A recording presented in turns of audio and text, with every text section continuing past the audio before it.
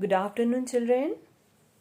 बच्चों, आज की कक्षा में मैं आप लोगों को अध्याय 3 का सारांश बताने जा रही हूँ। तो बच्चों, आज की कक्षा की शुरुआत करें। अध्याय 3 का सारांश।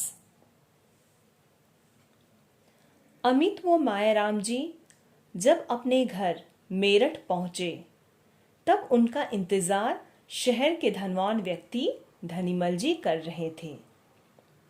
धनीमल जी अपनी बेटी का रिश्ता लेकर आए थे। उन्होंने मायाराम जी के सामने अपनी छोटी बेटी सरिता की फोटो रख दी और शादी में 5 लाख रुपए लगाने की बात कही।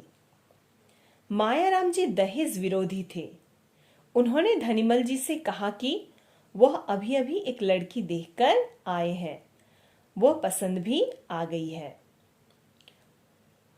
वो नहीं चाहते कि पैसों के लिए अपने लड़के को बेच डाले।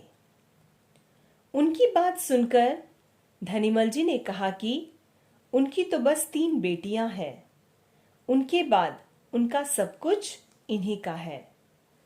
आप विचार कर लीजिएगा, मैं कल आकर मालूम कर लूंगा। धनीमल जी की बेटी सरिता का फोटो मायाराम जी के परिवार के सामने था। उन्हें कुछ समझ नहीं आ रहा था। तब मायाराम जी ने कहा कि मीनू अच्छी लड़की है, वह पढ़ी लिखी है तथा गुणवती है, मुझे तो वह बहुत पसंद है। लेकिन अमित की मां धनीमल जी के रुपयों के प्रभाव में आ गई थी, अर्थात वो पैसों की ओर झुक गई थी।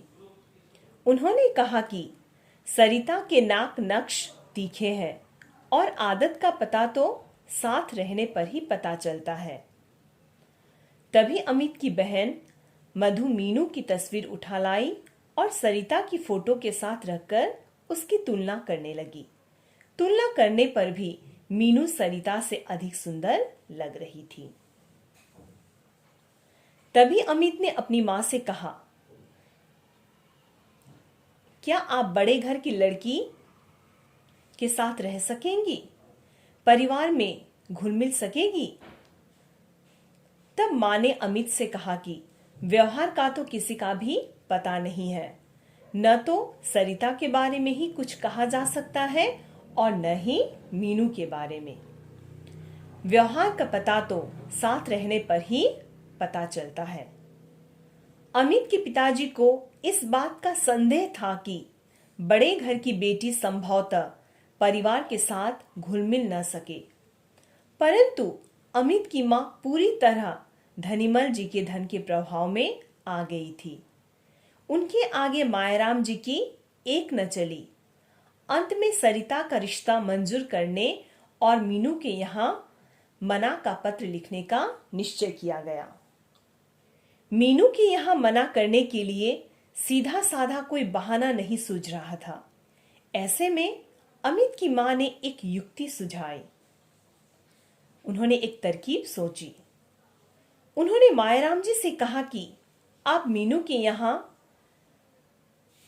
भेजे जाने वाले पत्र में यह लिखकर भेज दो कि यदि दयाराम जी को हमारे यहाँ विवाह करना है तो वह अपनी छोटी बेटी का विवाह हमारे बेटे अमित से कर दे।